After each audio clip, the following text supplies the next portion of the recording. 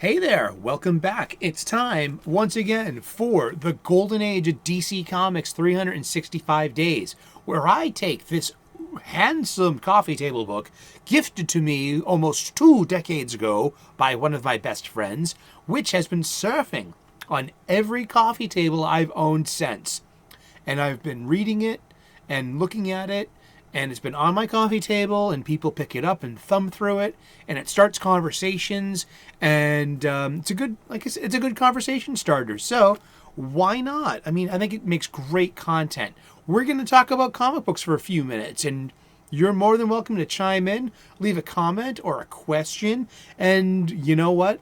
We're going to be talking about comic books every day for the rest of the year. So yeah, I mean, tune in tomorrow at 3 p.m. U.S. Eastern Time and see what happens and see who we run across when we open the next page. What's today's date? It's March 3rd. March the 3rd. And, this is a good one. I love old Superman. Superman, before he was OP, overpowered. Superman I'll read the narrative caption, and I'll do it in the voice of the radio announcer, because we're going to talk about that in just a second. Racing faster than a bullet, leaping over skyscrapers, lifting and rending huge weights, possessing an impenetrable skin, the assets which aid Superman, champion of the helpless and oppressed in his unceasing battle against evil and injustice. Here we go. And notice that his chest logo has not taken the diamond form yet. It's still an upside-down triangle. It hasn't got the diamond crop on the sides yet. So it's March 3rd. The story by Jerry Siegel, art by Joe Shuster, the Siegel and Shuster, from Action Comics number 14, July of 1939. That's right, he's supposed to be faster than a speeding bullet, not faster than a locomotive. It's more powerful than a locomotive. At least that's part of the mantra that millions of Superman fans still remember from the radio show of the 1940s and the incessantly rerun TV show of the 1950s. I grew up on that show, the George Reeves show. It went from black and white to color. And also the continuity carried over, I believe, from the radio show to the TV show, I think. Correct me if I'm wrong. Leave a comment in the comment section. Let's talk. But at the time this splash panel appeared, the radio version of Superman was still months away, and its memorable opening sequence was still a work in progress. In fact, at this point, Superman was still being bumped off the cover of Action Comics from time to time, but that would change before long. Yeah, there's there's plenty of radio programs from the 1930s and 40s and 50s on the internet. They're out there for you to find. And I have listened to a lot of the Superman radio shows and the Batman radio shows. The Batman of his radio show would guest appear in the Superman radio shows, sponsored by Kellogg's cereal, Kellogg's Pep, P-E-P, Pep. And it was Superman telling you to eat your breakfast, and it was targeted at its audience was the ads were targeted at kids, getting them to eat cereal, and it was sponsored by Kellogg's and Kellogg's cereal. And one of my favorite memories, though, is when Batman would guest star. To differentiate between the Bruce Wayne voice and the Batman voice, the voice actor gave Batman kind of this New York, this urban Manhattan, New York, or borough type of accent. I grew up in Boston, so we have our own accent here. It's wicked pissa. You can't park your car in Harvard Yard. We have an accent here, and so does Gotham.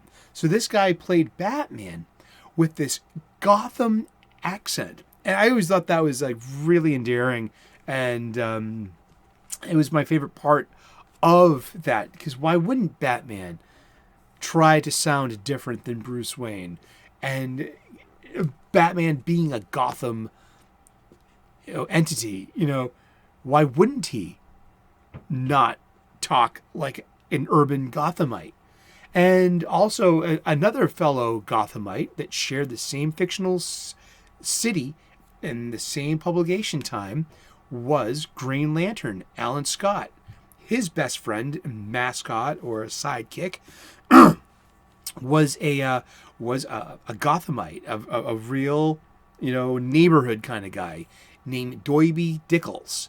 And Doiby, it was spelled in the comic books Doiby, Doiby. And it was for his hat. He wore a derby style hat, and that's how the Gothamite would pronounce it: a derby hat as a Doiby hat. You get it? You hear it? You see it? You feel it?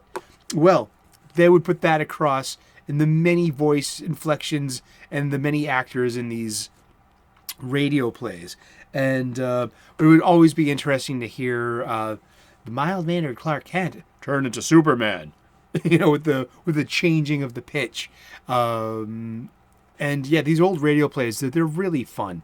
And the radio gave the idea of I think they called it the K mineral, or which became kryptonite. So these ideas came from one of the most important ideas, his weakness to kryptonite, to the K material, that came over to the TV show and the comic book as well. And so that's where kryptonite came from. Yeah, it was from the radio show. And so yeah, let's just take another look at it, just because I just love Superman. The red trunks, the yellow belt, the red boots, and the red cape. And any deviation from this classic recipe messes up the recipe, and it doesn't look like Superman. I know in the New 52 they tried, and in Zack Snyder's movies they tried to go for the whole, what's the uselessness of the red trunks, but it's beyond that. It's comic book logic, it's comic book physics, and it's comic book style. It just doesn't look like Superman without the red trunks and the yellow belt. It's so, your eye just recognizes, oh, that's Superman. It's, even if it didn't have the S on the chest, the combination of everything gives you that it invokes Superman, or it could be a parody of Superman, one of the many parodies of Superman. I used to parody Superman every Sunday, called Pancake Man. And I would make, when I was a brunch chef, I was gifted this wonderful shirt by my good friend Dell, who makes the coffee. His boys, his sons, saw this t-shirt. They were out shopping one day for clothes, and they saw this t-shirt, and they had to get it for Sully, because Sully was the pancake man. He made the pancakes for brunch that they loved so much. And they gifted me with this shirt, and I actually have a couple of backup shirts. Because I would work in this shirt, and it got trashed. So I replaced it with a similar shirt. And but yeah, it's, take away those red trunks, though, you're going to be like, that's supposed to be Superman? It doesn't add up. And so here we are in the now, and we have to make things relevant, and also about the IP being, a money making for the house, and not just be held to the estate of its copyright holders. Whatever it is that miasma of legality tends to be in that particular year, you can't escape that Superman has an iconic look. And to take away something as ridiculous as those red trunks and that yellow belt changes the aesthetic so dramatically that you need to be told that New 52 and Zack Snyder is Superman, because the colors are so muted, the costume is so changed, and And are these just improvements to make the character relevant? Are they changes to keep the intellectual property still in copyright, to make new copyrights? So DC and its parent company, Warner Brothers, continue to make money and new money off of it, and things that they intellectual properties that they can plumb into the future. Who knows? I'm just a high school graduate. I'm a glorious idiot. I am. But I'm a huge comic book fan, and hopefully so are you too. If you're still tuned in, thank you for tuning in. We're going to be talking about comic books every day for the rest of the year. So please tune in tomorrow at 3 o'clock p.m. U.S. Eastern Time when we turn the page and see who and what we're talking about tomorrow in the golden age of DC comic books, 365 days. This is by Abrams Press. 2004, and its authors and contributors are Les Daniels, Chip Kidd, and Jeff Spear. And like I said, this has been a coffee table book that's been on my coffee table for about 2 decades now, and it's a great excuse to talk about comic books just for a couple minutes every day. And I'm glad that you tuned in. Like and subscribe if you can. I'm an ordained minister, an amateur theologian. We say let's get spiritual, and we often do. I'm a professional chef. I want to share with you some delicious, nutritious, and beautiful cooking hacks so you can make this kind of food for your family at your table when you break bread. Come aboard, Reverend Sully Station. Yeah, I like this channel. I hope you do too. I make the content that I want to see on YouTube. And if I want to be mopey, I don't want to be mopey. I want to be happy. And, and so let's talk about something cool. Comic books, old friends, old stories, and thank you so very much for tuning in. God bless. Good luck. Namaste.